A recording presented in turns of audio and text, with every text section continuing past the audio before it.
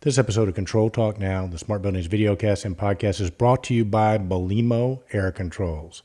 Belimo, innovating valve and actuator technology, and now smart sensors. Belimo, proud sponsor of the Controltrends Awards. We appreciate you. So be sure to check out Belimo Controls. And now relax and enjoy the show. Here we go.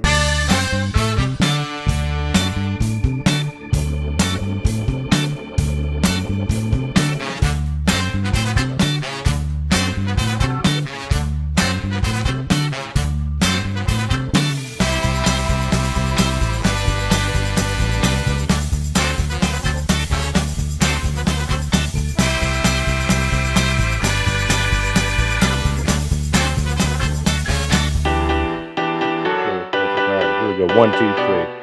Hi, welcome to Control Talk Now, your Smart Buildings videocast and podcast for the week ending June 14th, 2020. This is episode 367, where we talk about all things HVAC and smart building controls. Well, eventually we talk about them all. We won't on this episode, but eventually we'll get there, ladies and gentlemen. And what would our show be without your host and mine? The man, the myth, the legend, the one, the only, you know him as Kenny Smyers, the control man from Pittsburgh, Pennsylvania. Ralph Lauren knows him as one of his top fashion models. The government, the CIA knows him as one of their undercover operatives. We can just call him Kenny. Kenny, welcome to the show. EGADS. Thank you, Eric. Man. Hey, I'll tell you what's really cool is that it's a beautiful day. I feel like that COVID blanket's been lifted up a little bit more, give us more breathing room, more socializing. Things are open, and what a difference it makes, huh? We had that dark 2 months, and I think it affected all our businesses and affected our personalities, it affected our whole social being. But now I see people, their biggest thing to do was walk. I never saw so many people walk up and down the neighborhood streets because, it was just the only thing to do. And now I'm seeing cars whiz by again. I see kids on bicycles, and it just makes me feel like we're almost back. We're not quite back. We never will be back, but the pools are open. But I guess when we get back, here's a question I have for you and for our audience. When we do get back, because we will, what have you learned from this experience? I mean, what are some of the pluses from this experience that you had? Well, just on a grand scale, I think I was very impressed with our infrastructure. The fact that the utility people, there's a lot of heroes, unsung heroes that worked their tails off and picked up a lot of slack that other people couldn't do because they couldn't be there. I mean, there's a lot of people that were champions inside the water utilities, the gas utilities, electric utilities. There's a lot of people as first responders, they just worked tirelessly. A lot of credit to all those people, just dedicated professionals, that basically don't get any credit. They may, I don't even think they got, a surge in their income or anything, but so I was really proud of the fact that, despite the handicaps, life went on in a very, safe way, and people could rest, or stay at home, and everything worked. The televisions work, the things that, make idle time, go by. And then the food industry, how we kept the food supply going. It still amazes me how powerful that whole channel is. And the grocery stores stayed open. The medical people provided, emergency care. Post office stayed open, delivered stuff. So despite the fact that, it was a real pain in the butt, and I'm so dumb. I miss sports. I miss baseball. I miss it. And I always liked baseball. I loved. It was just an amusement. But then we learned to live without it. I did a lot more reading. My wife and I did a lot of stuff together. So what did I learn from it is that we have the ability to survive. And even when we're not in our sweet spot, it makes us understand what's more important, and staying healthy and alive. Right. I think we're a little bit more resilient than the media would have us believe, right? Right. Yeah. So I like it. For me, Kenny, it was like more the personal stuff. I know we got a lot closer with our neighbors. We kept the social distancing, but it seemed like when you would see somebody on the street or meet somebody on the street, it was a lot less superficial. There was a lot more connection. I think, what came out of it for me was, wanting to connect with people. And then when you had an opportunity to connect with them, you really connected. I think we got to know our neighbors better. I know I got to know my wife better, our kids.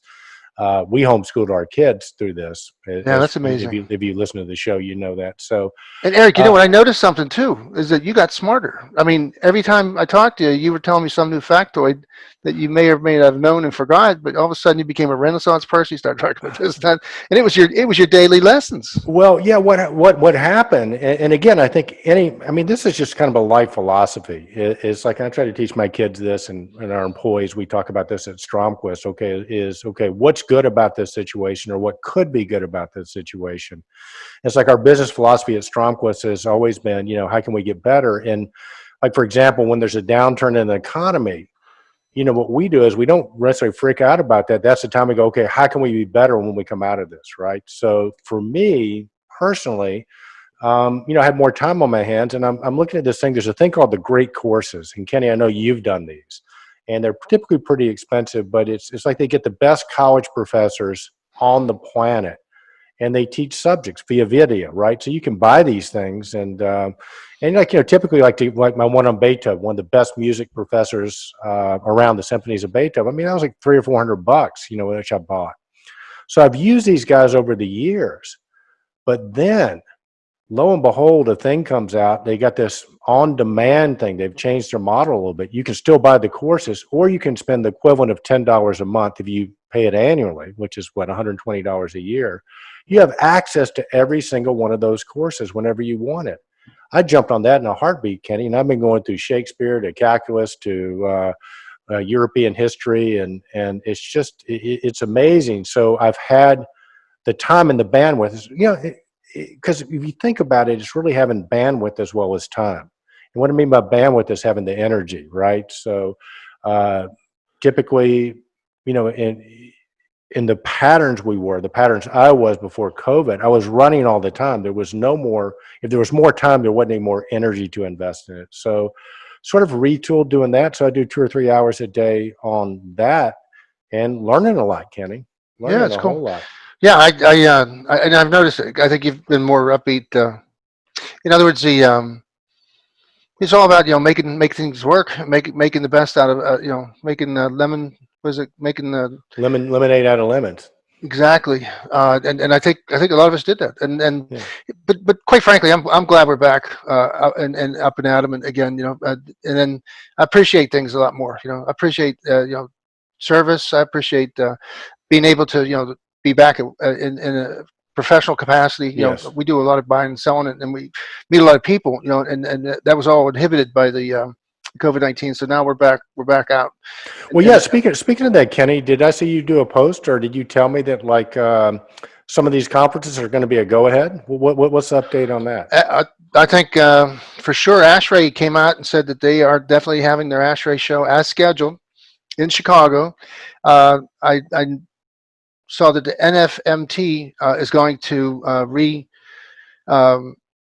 they're going to do the show, I believe, in August now. It's the facilities managers, right? National facilities. Yeah, national facility management. Yeah, managers. And then I know that the guys at Realcomm Ibicon are very serious. They're probably finding a next best place to go. It was going to be in Miami, but I believe Jim Young and Howard Berger fully intend to put out the Realcomm Ibicon event, and despite all the challenges, they're going to bring all the technologies that compensate and give us assurances of COVID-19. The big push now again is that every building owner probably is licking his wounds or her wounds because of the valuation issues, and then what are you going to do to give people the last governance, our governance, they stay in place, and we did on a federal level.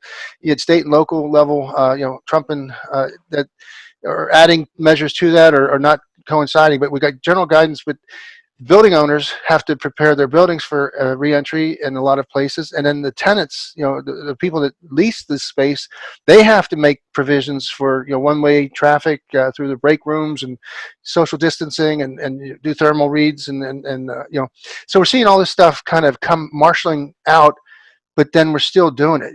We're going to make those adjustments and continue to move on. Despite those inhibitions, and those the back pressure of only 50% capacity, Rita and I, my wife and I, went to one of the Friday spots that we always went to. It was really, really odd. Everybody's wearing masks until they sit down and take their masks off. The tables are spaced, more than 6 feet, and there was, people trying to figure out when they would get a seat or not.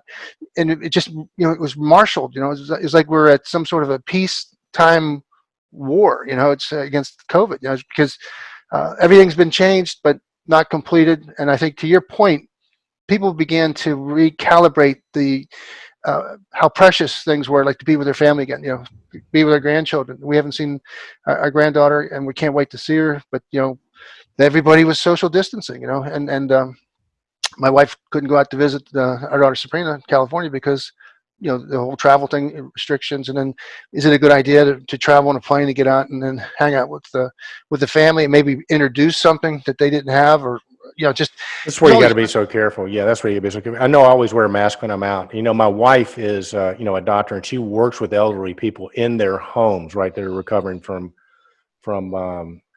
surgeries or whatever. And so she's definitely understands the protocol: mask up, gloves up, sanitizes, and all that. But then I've started going out, and I'm wearing a mask, and most people wearing a mask. But then you get some young whippersnapper or something, they're not wearing a mask, and you're going, holy smokes, you got one person or two people that are not. And my understanding of the mask is, if I'm wearing a mask, it keeps me from giving you something, but it doesn't prevent me necessarily from getting something myself. And I just want to slap them. But I guess it would be politically incorrect. And you're right. Don't slap anybody. I won't slap anyone. But it's interesting stuff, Kenny. And I think we're on the mend, so to speak. And to your point, I think at a certain point, you just sort of have to power through it. You have to get out there. You have to try it. And then I think it gets back to statistics, and a great question to ask is, anything's possible, but how probable is it? How probable is it that I'm going to get this if I do this? It's possible, but if the odds are less than you getting in a car and getting, in a car accident, then I think you're pretty safe to get out and about again. And I think hopefully we're getting closer to that ratio. So probable versus possible. And understand, from my perspective, my humble perspective, the media doesn't make any money telling you everything's okay. You're only going to tune in as if you're scared or frightened. And, and I'm not saying they're being disingenuous, but I think they're taking the least probable scenarios possibly and focusing on those versus, what's probably going to happen. You're right. What bleeds leads, and it's been so much just replay of the same thing. Hearing the same statement from 10 different people doesn't make that statement any different or more important, or more, you're more enlightened for it. It's just everybody has to comment on that, and some of the things they're saying are pretty dumb, and you heard them so many times before. So, let's move on. Let's go to the reality. Well, hang on. Let's go to reality. No, I mean move on to the show. I meant move on past those. No. Yeah, I got you. Let's move on past. But speaking of that, Kenny, I'm going to do my best media impersonation to sort of set up our next guest. So, with COVID-19, how safe is your computer? It's probably under attack right now. Your building, is it safe? Probably not. Do you know that with COVID-19, hackers have more time to try to hack your system? So, stay tuned for our next guest, because if you don't, your building's going to probably get hacked and crashed. How's that for media? I like where you're going. How about introducing our guest, buddy? Eric, I'd love to. We have two of the top experts in cybersecurity in the industry. Fred Gordy is Director of Cybersecurity at Intelligent Buildings. We've known Fred for many years. In fact, Fred is the one that indoctrinated us all about the dangers of cybersecurity. I remember Fred saying to us it was a journey, not a something you got done and it was put it away, forget about it. So welcome to the show, Fred. And then Fred, you're going to also introduce your colleague and tell us about Rob Goss. Yes, thank you, Eric and Ken. It has been a little while since I've seen you guys, and thank you for having us back on. Been a lot of things that have happened since the last time we got together. For most of the people, if you know me, like Ken said, I've been doing this now. I looked at it the other day, and it's about 8 years. And I worked in the industry as an integrator for 16 years prior to that. But today, I want to bring us forward a little bit through our journey, how things have happened, how some of the real world situations that we've run into, and how the process is maturing, if you will. But I also want to invite along my friend Rob Goss. He joined Intelligent Buildings how long ago, Rob? Beginning of March. Beginning of March. Mark, I do want to give him an opportunity to tell a little bit about himself. I know we all don't like to talk about ourselves, but I'm not going to do him the justice. You really need to hear his story. But Rob has got a strong security background. He also has been instrumental in developing a solution that is a non-disruptive to the facility world. And Rob, if you don't mind, give just a little background on yourself, that would be great. Sure. So, good afternoon, good morning, good evening to all you, whenever you're listening to this podcast. But yeah, my name is Rob Goss. I am the Director of Service Development for Intelligent Buildings. Before Intelligent Buildings, I've spent about 25 years in the IT networking and security space, from both the application development and application security to moving over to OT or Internet of Things based security and so forth. So a kind of interesting background. I started as a finance major in college and then moved over to, didn't like what I was doing at that point, and then moved over to the computer side of the world, which has been an amazing journey for me. So started out as an engineer and then moved over to the sales side of the house. So don't hold that against me, and then moved back to the engineering because I love that so much. So that's kind of where it is. So my big focus for Intelligent Buildings is developing solutions, and it's kind of timely how all this COVID-19 things have been happening, but developing solutions for remote management and remote access, remote assessments and so forth for building and property management and those types of things. Well, Rob, listen, welcome to the show. And right off the bat, I'm going to ask the question that everybody wants to know the answer to.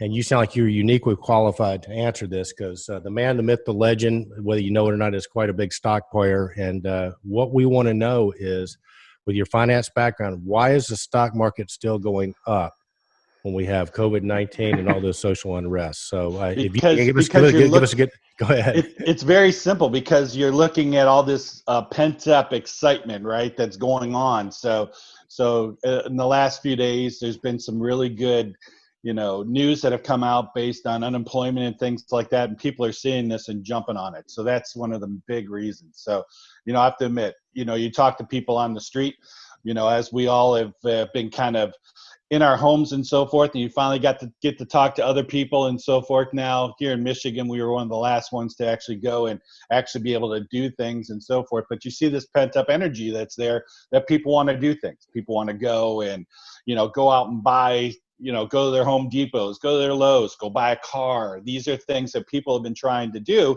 and not have had the ability to do it. So now people are starting to relax some of these quarantines that we've had, and all this pent up emotion, pent up buying is there, and people are trying to do this. So from my standpoint, these are just great signs. So hopefully that continues that upward path. Well, and let me ask you, because again, you guys are cybersecurity, and we primarily talk about buildings, but just sort of as a backdrop, because we got some very specific things we want to talk about, but also people have been on their computers a lot.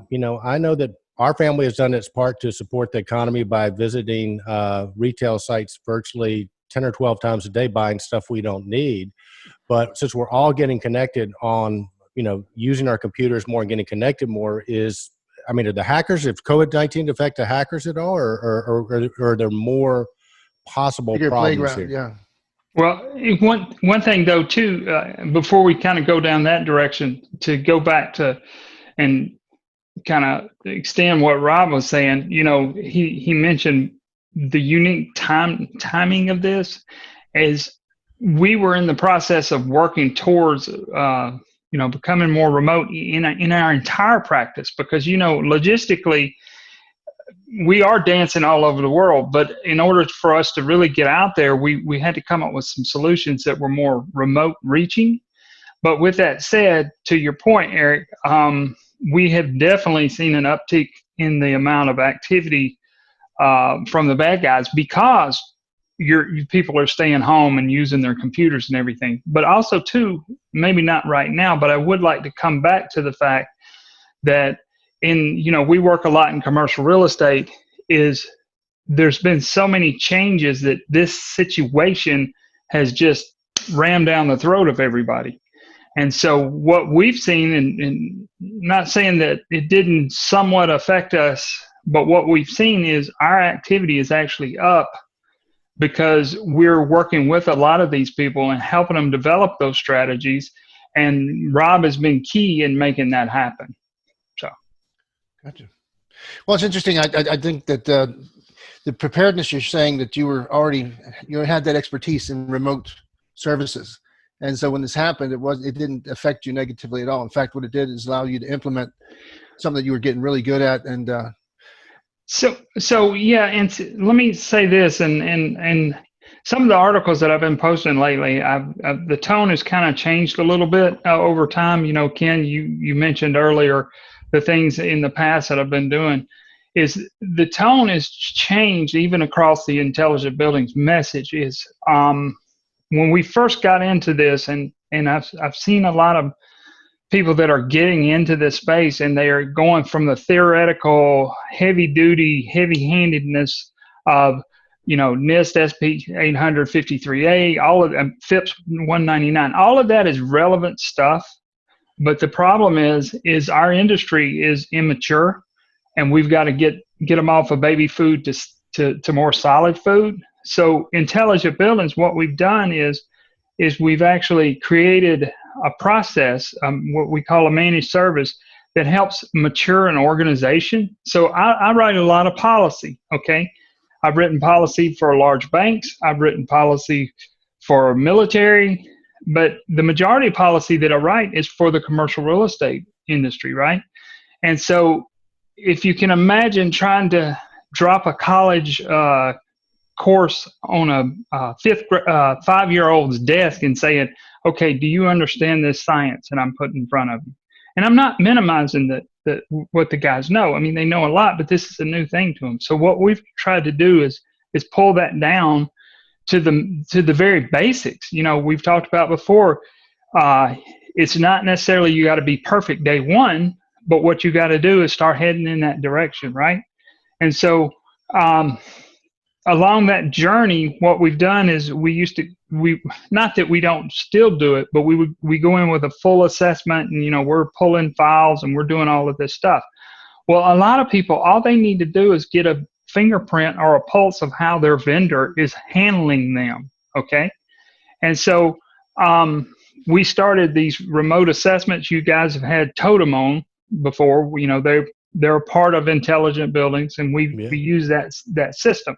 And Stromquist actually does it, Fred, just so you know. We're that's right. Steve was yeah. That's anyway, awesome. Sorry man. to interrupt, but I just want to put about Stromquist.com if you're in Georgia or Florida. All this stuff Fred's talking about, we can help you with.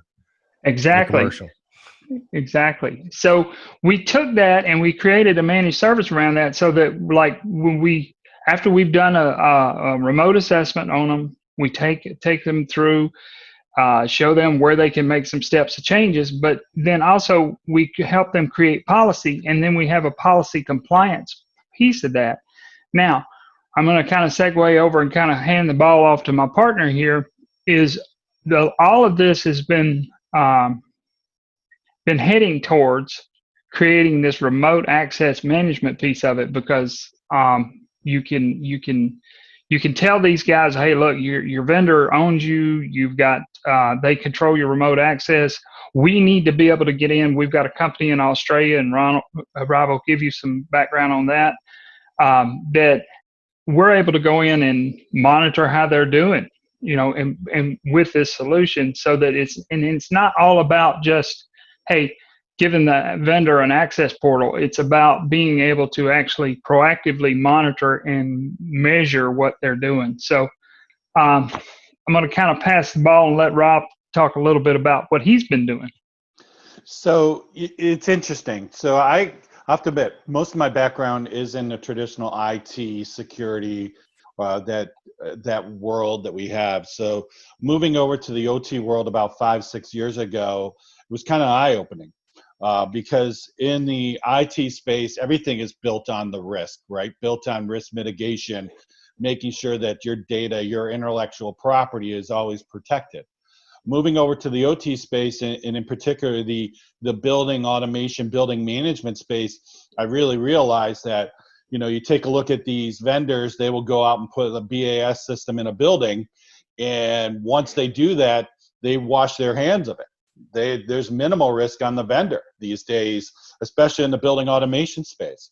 So you have different vendors that are out there putting different systems, everything from, access control or traditional building automation or fire suppression or elevators and so forth.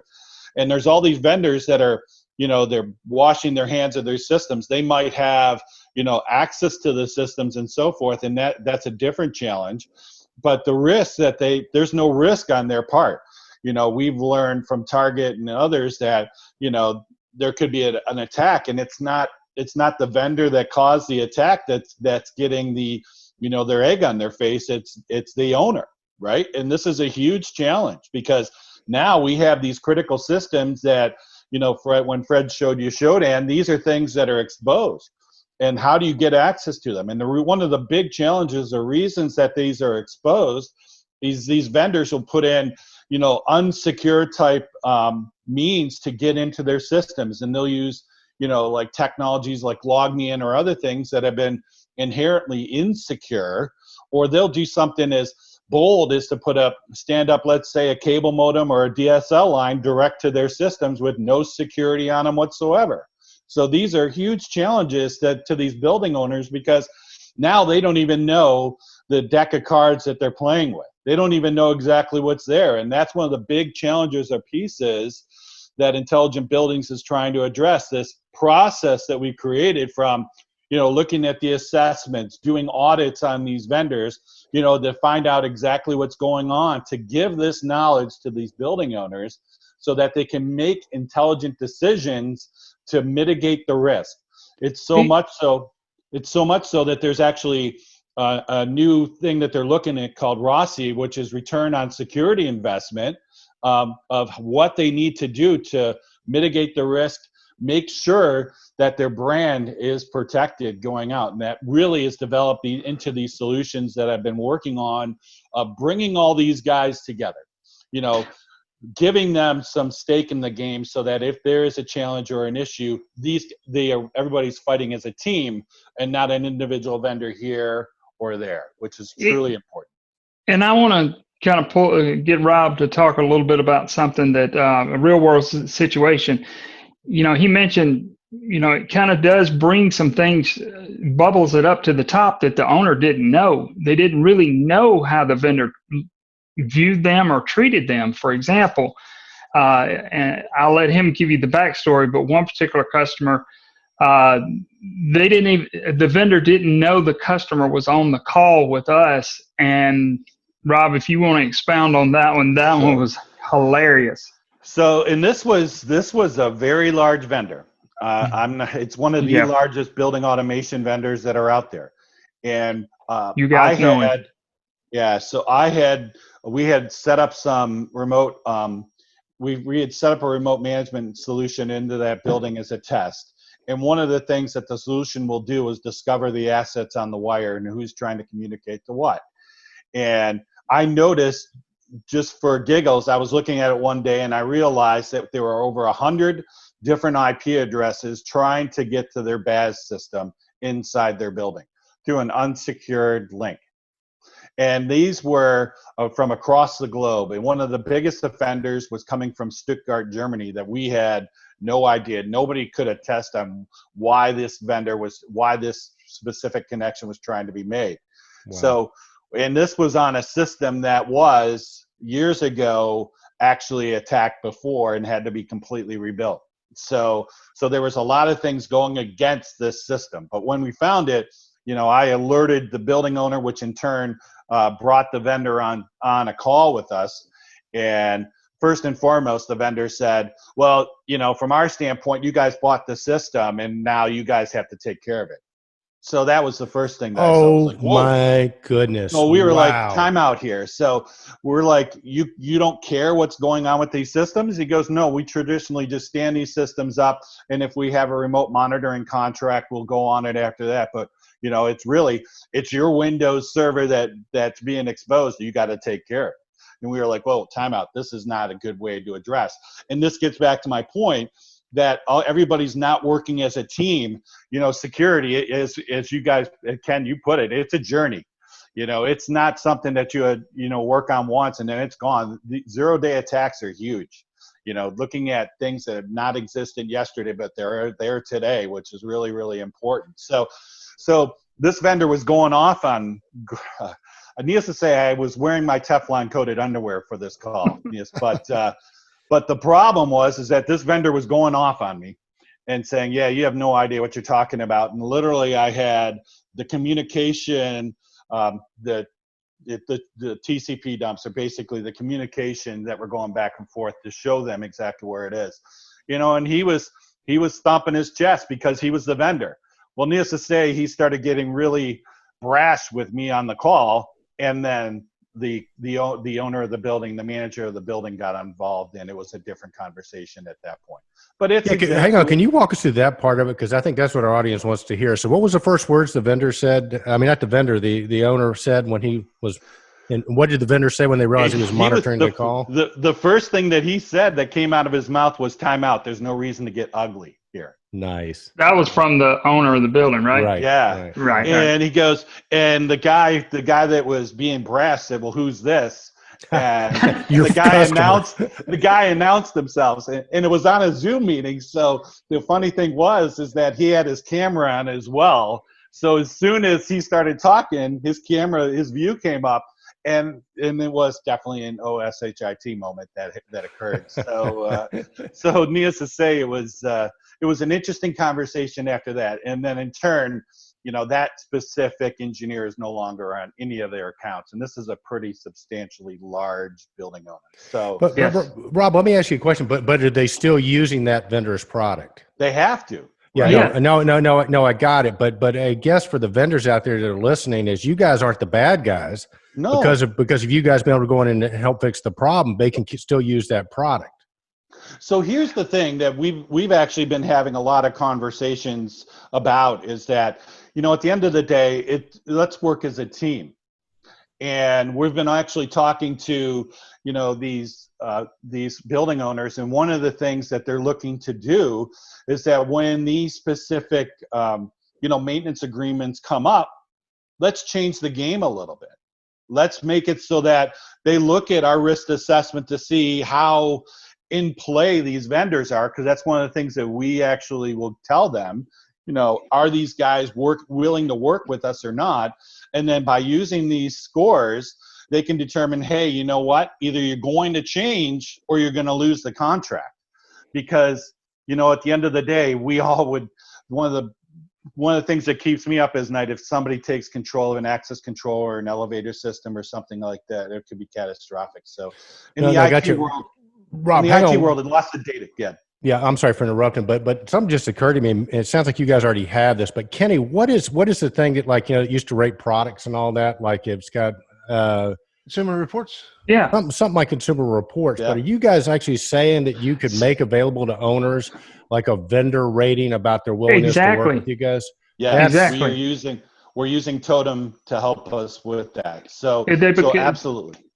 So the Totem trusted partner, if you will. I'll give you a really good example. Another large customer that we're working with, and they're not in the United States, but we're also seeing this transcend over here. Is we're taking those vendor ratings, and what these owners are beginning to say is, look, you're going to have to.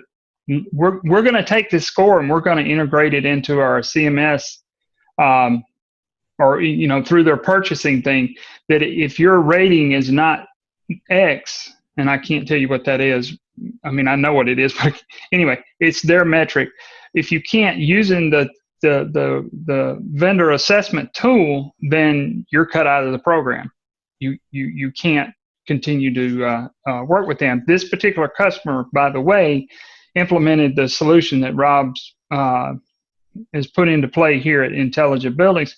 But what they did was I wrote policy for them, and been working with them for the past 2 years, and we started the policy process, and I was like, you got to start rolling this in stages. And their initial way that they thought. It was like, well, we'll just put it out there and just kind of let it.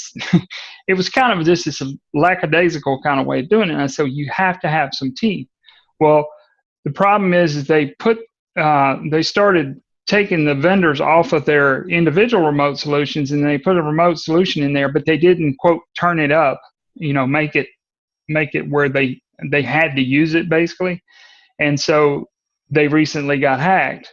And then to layer on another problem, IT got involved, and I'm not picking on IT, but I've got war stories with that too. They don't really know what they're doing in the OT world. So what they did was they recovered the system, but they destroyed all the forensic data, so we can't tell anything because they didn't know what they were doing. Anyway. Well, it reminds me of an experience I had back in my security days in contract security. It was over in Germany, and one of the first people that wrote a manual on computer security. I mean, again, this is new ground, Fred. You've taken us, you held our hands back in the day. I remember the very first articles we had, again, exposing Shodan and then taking this checklist style approach. And it's matured now that you're saying this totem trusted partnership. But, I can't for the life of me understand why there's such a resistance for adoption. Well, I'd say to me, it's like life or death. And I get really scared when you talk, you guys got us inspired to take measures. I actually got a program for my own personal identity theft protection. So, how come the world isn't responding? Well, let me say this, and I'm very excited about this, is the end user's responding. The building owner is beginning to say, they're looking at this, something near and dear to your heart, I think, Ken, is this one particular building owner that Rob was talking about just a minute ago. They are actually using our services as a, if you will, a stamp on the building, because they buy and sell buildings like we buy and sell cars, okay? Well, they've actually taken the policies that we've written and they've gone to the insurance world and said this, and the assessments that we've done, and they're saying this is what we're doing, and they're working to negotiate down the insurance rates. That's one thing, but the resistance, and I don't want to say it's resistance because this is going back into my history. You guys know the company that I used to work for. Really good company. I'm very glad that I worked for them. The thing is, what motivated us to change was the end user, what they wanted, okay? So there was no economic reason for us to begin to put in data analytics. But as you guys know, we actually ended up building a data analytic platform. But that was because our customers wanted us to. Well, that's what we're seeing here is that we are beginning to see some of the integrators, and I don't know that we can mention names, and some of them are fairly large, are actually coming to us and saying, hey, we want to be a totem trusted partner. However, the majority of integrators are like, who are you and why are you messing up my world? And that's one of the big things is that, like Fred had said, they don't like change. When things run in the OT world, everybody's happy, right? So when we come in and say, hey, you know what, time out here, we are seeing these systems being exposed on the internet and so forth, and you got to add a policy to allow us to secure these. And in most cases, that also includes, access control as well. It's amazing that we'll talk to these vendors and they will all have the shared username and password for every single system, so everybody knows it. And we're like, time out, that can't work anymore, because what happens if that vendor or that specific engineer working on that account moves to somebody else? He still knows that, quote unquote, that intellectual property to get into those systems. So it's really important to, take a step back and add some controls like what IT has been running for years, for like user authentication or securing the individual user's laptop or device that they're getting in, to make sure that we can provide the control to get to the specific system they need to get to so they can't pivot.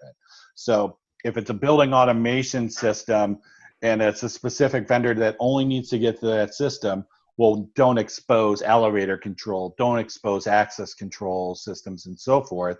Let's just give them access to one specific system. Now, the big challenge is, and then where we're seeing this play for our remote access management solution, is that there's not a lot of, these buildings don't have a lot of let's just say there's not a lot of engineers in that building that could stand up these types of systems and manage them. So what we see is, and using this remote management scenario that we have created, it gives us the ability to put a box, front door, all those individual systems, and then we can manage the control on who needs to get to what in a secure manner. So then the building owner mitigates the risk. The vendors have a secure way to get to their individual system. Yeah, they're a little, irritated because now they have to each have a different username and password and all the rest of the stuff. But again, it's time to bring the OT systems to the 21st century here. Well, Rob, I just want to intervene real quick. And Fred, you had mentioned that you guys had actually had something really exciting for us in the OT world, and that was that we know that people who don't like change, and a lot of people are late in their careers, and they always see these things as something they got to learn, and it's just they want to mess with it. So if they can just delay it and defer it, somebody else will take care of it. That's a lot of the issues we have. But you said you had something that was going to make this easier and easier to adopt. In other words, the barrier, the natural tendency to resist change and whatever. You guys come up with a kind of a magic bullet here to penetrate that. So I want to give the simple explanation, and not that Rob does a really good job of laying it all out, but I'm going to speak as though I'm one of the facility engineer guys, because that's the world I lived in, right? So whenever you talked about coming into the building and making a change, if there was some new piece of technology or whatever, the way I'm looking at it is I've got all this equipment that I just, I don't want people calling me with hot and cold calls, right? I don't want people calling me because the lights are off when they should be on. I don't want, so on and so forth. Sequences of operations were commissioned at one point, right? So those sequences of operation have been running great. I don't have a problem, but you're talking about adding something. And I'm playing as though I'm the facility guy. In my years of experience, every time somebody comes in and touches my network, things quit working. You're not coming in here to do that, right? So the solution that we're talking about here is, and I may get a little bit technical, but imagine, if you will, you have one network over here that's your lighting control and one network over here that's your HVAC. And I want to be able to get into those from my house, right? I'm the facility guy. I have two independent connections and they're publicly exposed. What we're talking about is coming in and giving you one connection that is very secure. And at that point, the world is you are now cloaked. Nobody can see you. Shodan can't see you. Census can't see you. Nobody can see you. I'm still worried. I'm the facility guy. Okay, well, now you're talking about blending all this stuff. Well, this solution actually allows devices that have the exact same IP, which means, which have the same exact IP, can still talk and not clash. Because if you don't know, if you have two IP addresses that are the same, and if they're on the same wire, what ends up happening is they start banging heads, right? Well, this solution doesn't look at the IP. So I say all that to say this, is at the end of the day, the only change that the vendor and the owner is going to see is the way to get into the system. We don't touch the wires. We don't change the IP addresses. It stays the same. It's a low-cost solution, but it's highly secure. And this is where I'm getting ahead of my skis, and I'm going to pass the torch to Rob. Yeah, so he hit the nail on the head. One of the big things is that critical or that change, right? So a system that we use, I hate to call it simple or easy or anything like that, because there's a lot of work that's worked on in the background. But basically, it's a device that we can put on-prem in a building on a network. And at that point, we can isolate or cloak that network and then give access to the specific systems, making those engineers look like they're physically on the same wire as those systems, which is truly important. So if you're using things like BACnet or other things like that, we could literally present those guys on the same broadcast segment or the same network, and it gives them the ability to manage and access these secure systems, all the while authenticating before we actually get them on that wire, which is really important. Rob, I want to throw something, this is kind of your way, but also to you and Ken and Eric. is you guys know how much I love BACnet from an attack standpoint. I mean, if I see BACnet, I'm all over it. You know, I'm going to jump with both feet. Well, the biggest problem been trying to overcome as an industry is what? Secure BACnet. And I know it's being worked on. I'm not saying knocking that, but that doesn't do anything for the legacy stuff, right? Because who's going to want to go in and rip out all the BBMDs and all the stuff that they got in the building that's been commissioned and put in brand new stuff? Not many people.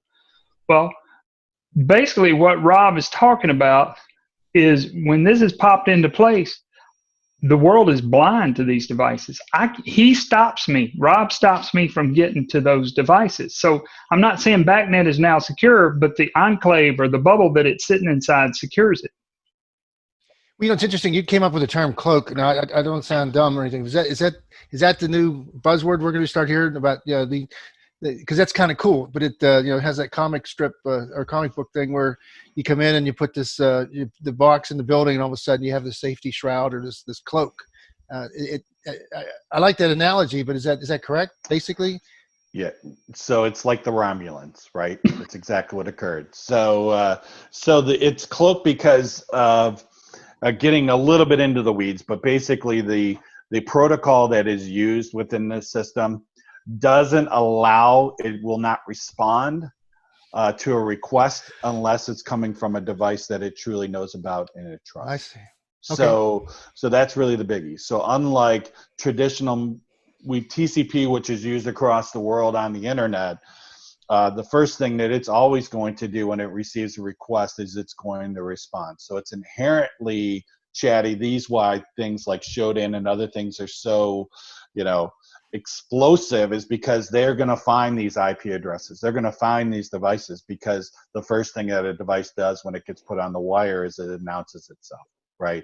So this is one of the big things with this technology that we've implemented is it's not going to respond unless we know exactly who that is through a prearranged trust mechanism. Wow, this is phenomenal, guys.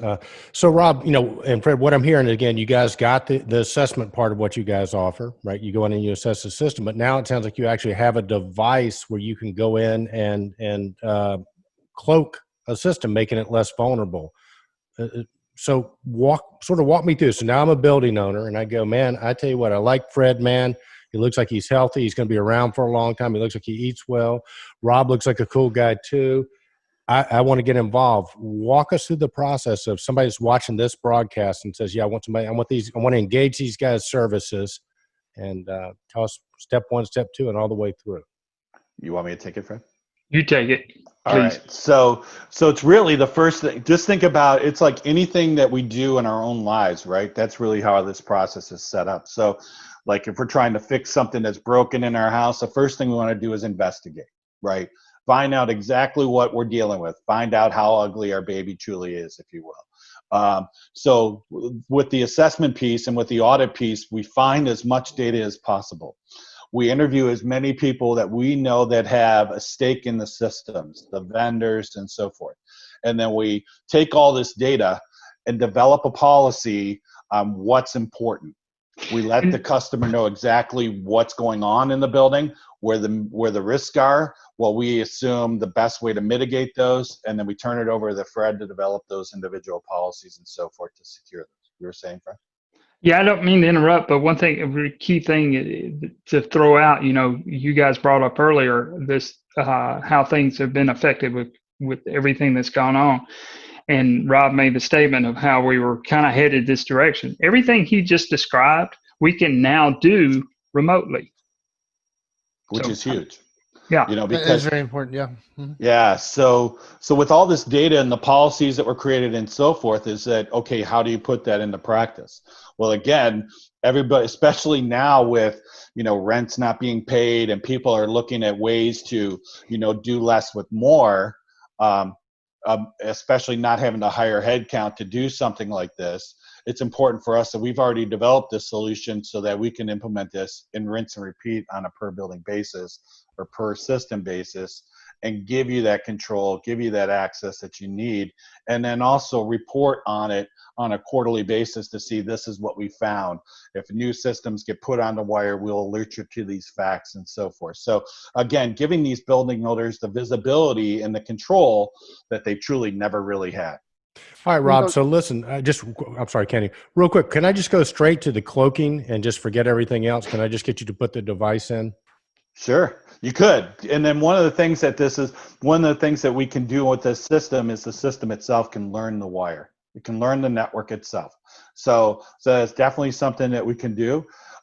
We need to know a little bit of information like the IP networks and so forth, and how we're getting the connection inside the building or into the network, so we can mitigate or cloak those individual systems at that point. But that's about as much information that we know. But again, it's really about knowing what's there.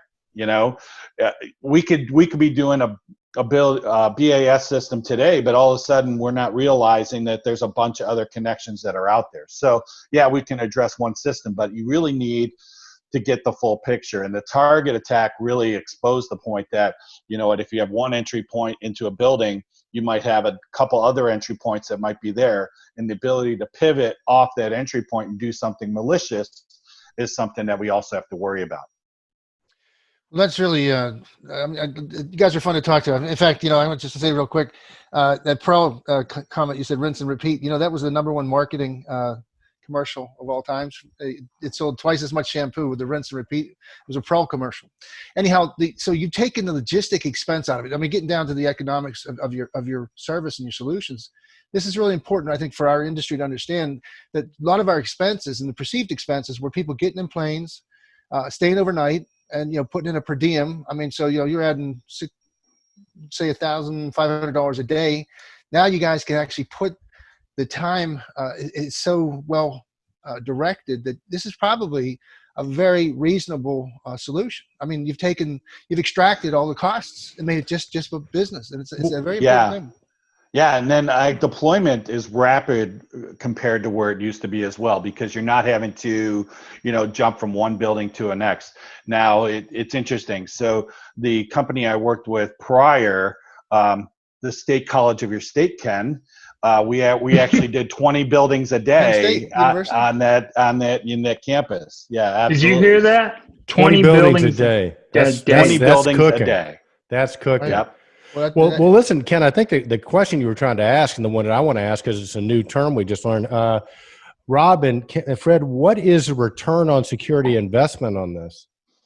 So go ahead. No, go ahead. No. I haven't done enough research. You and I have been, it's a new term that's out there. Go ahead. So one of the things that, and you guys remember this, is one of the things that we got hit with, and I think, Ken, you and I actually had some back and forth on this, and you really challenged me, is, okay, so I'm going to put all this stuff on my building. This is where am I going to realize a positive by doing this, right? And so we live in a world of ROI. If I'm going to put in an energy management system, boy, it better give me some money back, right? Well, cybersecurity is like insurance. It doesn't necessarily return anything unless something happens, right? So I can't take credit for this by no means, but this week I actually found something called ROSI, or Return on Security Investment. And there are some people a lot smarter than I, economic guys and everything. And what they've done is they've taken and put in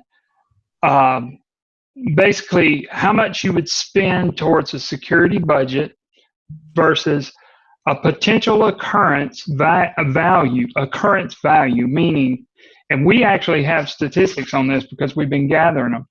The average in this, now I'm not going to say that we ran this through some accounting firm or something, but these are some figures that we've gotten. Is the average cost is going to be somewhere between $70,000 to $90,000 in total. Now I'm not talking about just damage to the system. There's some other factors in there. All right, so if you take that number and you say, I think I'm going to have maybe 1.5 events a year, which is kind of low, and I've got 20 buildings. I multiply that by those occurrences, and then let's just say it's, let's do 10 buildings. So there's $70,000 per occurrence times 10. That's $700,000, right? Well, Right. this solution that we would put in place, I'm not going to give you I don't know. It just depends on the situation. Maybe Rob, do you have an average? Let's just make it really simple. Let's just say it's 10 grand a building. Okay. Yeah, to put it in. Yeah, so just it's 10 grand a building to go and mitigate that $70,000 risk that's there. Well, actually, it'd be more, right? It'd be 105 if it's 1.5 incidents per building per year. So there's that return on investment in this example would be over, let's see, like $90,000. Yeah. Yeah. Well, so that's that investment. And I think too, like you're saying, that Rossi thing, we did talk about Totem Trusted and how there could be an insurance benefit because it only makes sense.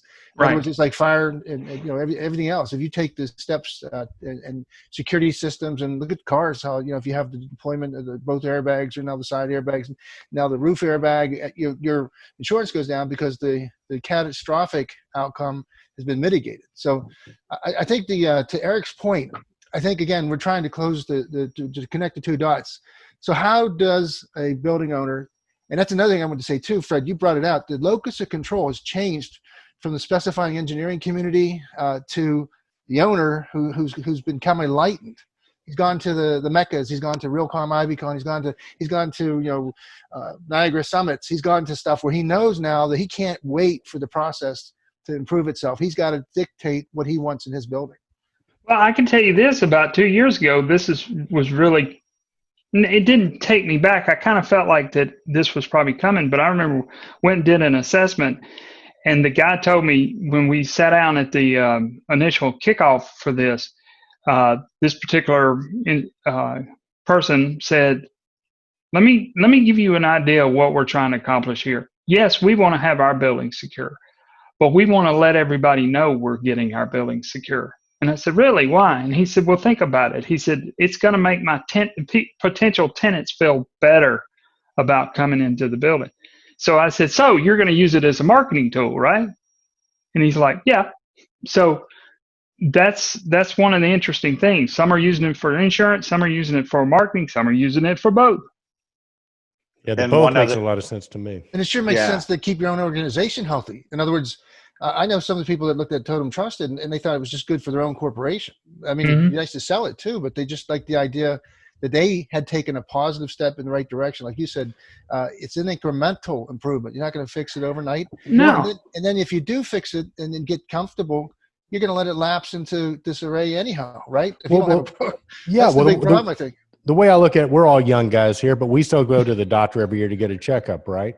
And the doctor might say, you need to lose some weight. It's not like you lose the weight right overnight unless you're Fred, but overnight. Again, it's kind of like you're getting a checkup, and I think that's most of us would not think, especially when we get of a certain age, of going a year without getting a checkup and listening to what our doctor says, right?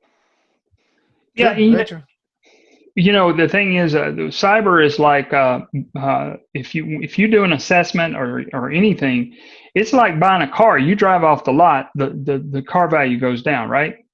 Well, every day that passes by, the bad guys are getting better and better and better. So whatever you did today is probably going to be less and less. Real quick story. This will tell you how these guys evolved. I don't know if you guys are familiar with the term nuclear ransomware. What nuclear ransomware is let's go back to what ransomware is. Ransomware, which most people have gotten very familiar with, right? Ransomware, they come in, they lock up all your files, you can't do anything, which, by the way, we'll tell you, Rob and I both, 80% of the attacks on control systems have been ransomware. And that could have been a 100% avoidable, and because they're using them for things they shouldn't be. But anyway, the ransomware piece comes in, locks all the files, and you have to pay somebody Bitcoin, right, to get it released, or you have to wipe your system clean and put a new one in. Well, the bad guys got crafty because people started getting better on their backups, right? So what the bad guys did was they have this new tactic, and the tactic is you either pay the Bitcoin and we will release, decrypt your files. If you don't, not only will your files stay encrypted, but we're going to take and release all the data that we captured from your system to the web. They did this to Lockheed. They did this to Tesla. But guess how they did it? They actually hit one of their vendors. Their vendors had all this data on their stuff. Wow. Do you hear what's going on? The vendor had all of this stuff, and he got hit with ransomware. They got Lockheed's files, they got Tesla's files, and they put it out put all these all their drawings, intellectual property. Yeah. All right, guys. Well, listen, this is fascinating stuff. We're going to have to begin to wrap it up, but a couple of highlights here. I think it keeps coming back to the vendor. Does your vendor play nicely? Are they going to be part of the village that's going to protect your building, or are they going to point fingers and not play? And one good way that I think we can get this is intelligent buildings. I mean, you guys know who's playing. So if you're thinking about getting a new system in, I think getting hold of you guys and saying, hey, how do these guys play vis-a-vis cybersecurity? Are they team players or are they prima donnas? And so with that said, guys, what's the best way for people to get hold of you guys and engage your services? Rob, you take that. So you can, probably the easiest way would be to hit our website, intelligentbuildings.com. All the contact information and everything else is there as well. And then off of that, the service organization that Fred and I are part of, we can be engaged at that point to get into and see exactly how your systems truly are and how we could help you at that point. Very cool, guys. Can't tell you how much I appreciate you guys taking time to be with us. Fred Gordy, Rob Gross, intelligentbuildings.com. Man, you guys doing great work. And again, thanks very much. Well, Ken, all right, man. Kenny, great stuff from Fred and Rob, man. Good stuff, huh? Yeah, I hope we can really keep them coming every 6 to 8 weeks, because these updates are very important. And I think, the coaching and also just find out their solutions. And the solutions are getting better and less expensive and more remote. So, I mean, it's a call to action for sure. Fred does a good job, and Rob Goss is quite a formidable expert in his own right. So, it's good stuff. Well, I love how passionate Fred is about this. He's been passionate about it for a while. Right. I mean, he is just so into it, and that's just refreshing that somebody loves what they do so much. And of course, they work for a great company. You and I both know Tom Shirtliff and Rob Murchison, and those guys are really, really dynamic. Intelligentbuildings.com. And so, dude, with that, man, we got the weekend ahead of us. I think I'm heading to the mountains. You're probably going to go out and eat some ice cream with lovely Rita Meter Maid, right? What else is going on? Yeah, no, we're kind of just laying back this weekend. Might try to sneak out and golf some. Are you shouldering all back? You're hitting the golf ball pretty good. Yeah, even if I don't, it's out. And Rita's picking up the sport, so it's she's my new.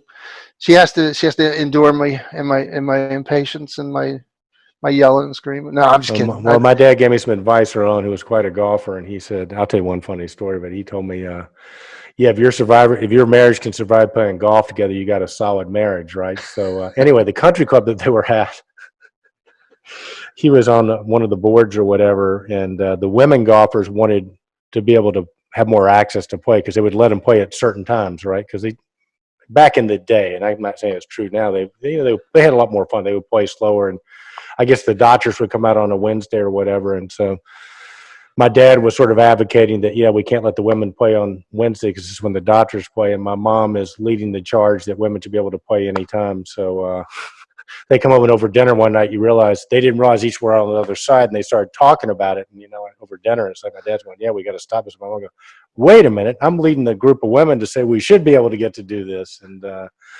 think it was one of those moments that said, "Excuse me, I think I'm going to go watch MASH or whatever it was on TV at the time." So, well, there you go, man. So.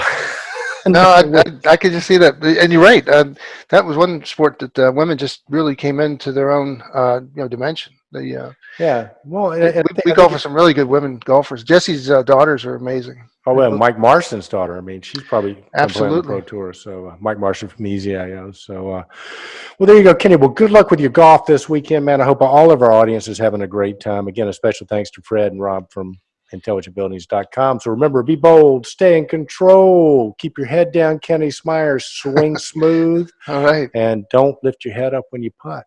Okay. You're out on the ball, brother. Indeed, Eric. Indeed, Kenny Smyers. All right, big dog.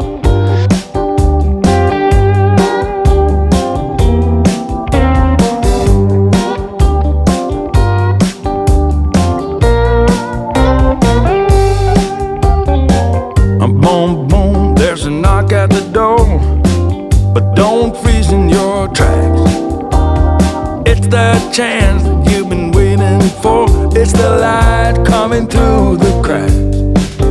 When life shows an open door, come on, step through. A chance like the purest gold.